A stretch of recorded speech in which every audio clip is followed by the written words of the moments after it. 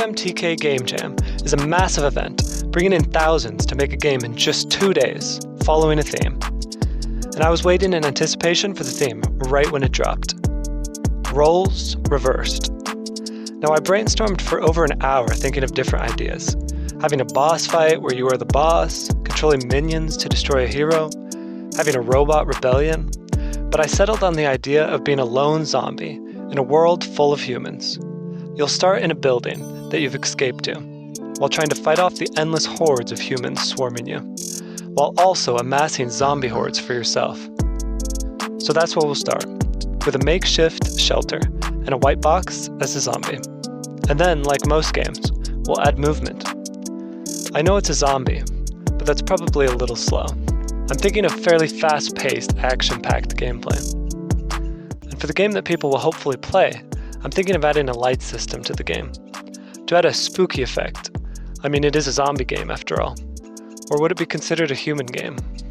Oh well, we're going to add the universal render pipeline, because it makes it super easy to add cool lighting effects to the game. And in a 48-hour challenge, anything easy is a good thing. And I must admit, it's pretty cool. But gameplay mechanics are not always so simple. I was met with a choice, so I'll explain it in a perfect illustration in Paint. Here we have the player, and he can move around freely. And then you have your enemies, who seek you out. And then you run over and infect said enemies, turning them into zombies. And then they run around like a chicken with their head cut off, probably seeking out enemies. I know you're a zombie, but should you be able to pick up a gun from the people you infect? I'm thinking probably not. But then I have a choice. Should you just be able to control you, or should you be able to control your allies as well with a control group of some sort? But then I remembered, it's a 48-hour game jam. And luckily, such a great illustration helped me to decide to have the zombies you create to just have minds of their own, or lack thereof. So now, for your first enemy. Another square. And I made him follow you. It's already looking pretty creepy, and I like picturing a human just full out attacking a zombie like that. I must have worn him down. Now we're just having a staring contest. So I fixed that, and made the camera follow you. But it's not really looking like a zombie game, so I decided to do something I may regret. I'm going to make the models myself. So I made a zombie model. It'll get the job done. And I also changed the lighting to green for some sort of zombie vision. And for the enemy, I made a human version. And I know what you're probably thinking. The zombie is outrunning humans. So I changed that. And I made you have a friend. And you can kind of tag team the human. He looks pretty ravenous at times, but so are the zombies. And whenever you destroy a human, naturally, a zombie spawns in its place. So things are looking good so far. But I want to make a few different types of humans. One with a baseball bat that does more damage, another with a gun, or maybe a couple different types of guns. So back to Paint. And I came up with this. He kind of looks more like a hockey player or something. But that works too. And I also added an army guy with a pistol who shoots really slow, big bullets at the moment. And since he looks so good, I made another army guy, this time with a rifle, who shoots slightly faster bullets and also has more health. And that is the end of day 1. Well, at least gameplay-wise. I'll have to start editing the video tonight as well. So it's now the start of day 2, and after playing the game for a while, I just feel like it's missing something.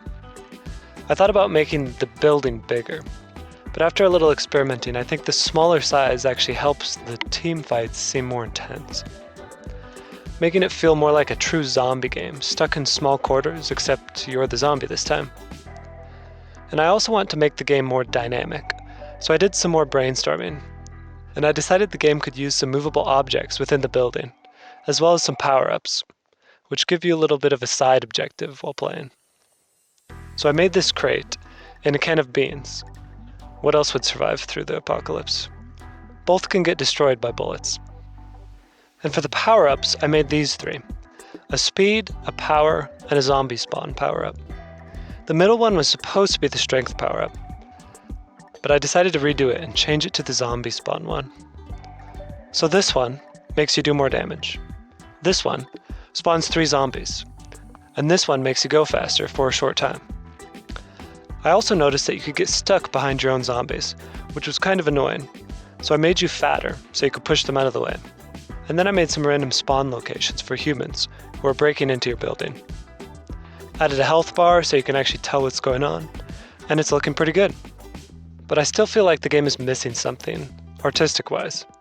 So I gave the zombies a particle effect to help give them a little life, if you know what I mean. And now, you can lose.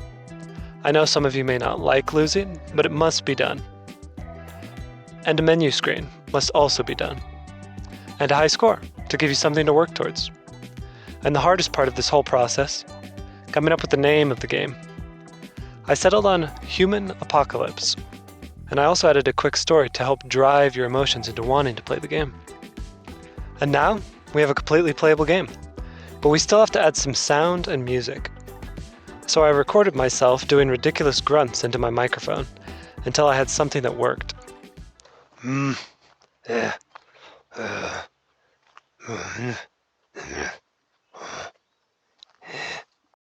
And luckily for you guys, I'll just find some free music to use. And this is what we have. Human Apocalypse in all its glory.